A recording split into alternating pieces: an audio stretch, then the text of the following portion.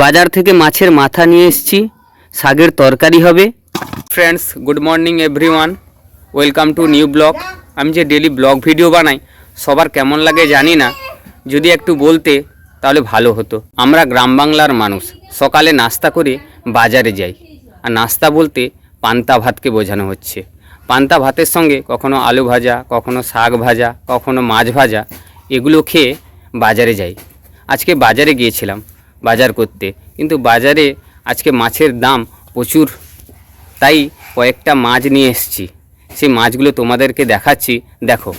বাজার থেকে মাছের মাথা নিয়ে এসেছি, শাকের তরকারি হবে। আর এই পাবদা মাছগুলো নিয়ে এসেছি, যেটা আমার ভাইপোর জন্য। ভাইপো খুব পছন্দ করে এই পাবদা মাছ খেতে।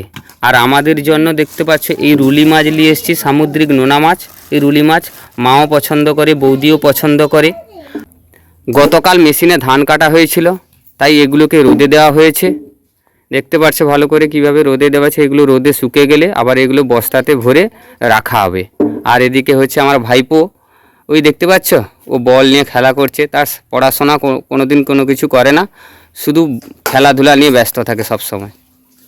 আজকের মতো ব্লগ ভিডিও যদি ভালো লেগে থাকে, লাইক সাবস্ক্রাইব করে আমার পাশে থাকো। আর এই ছেলেটাকে একটু বড় হওয়ার জন্য হাত বাড়িয়ে দাও।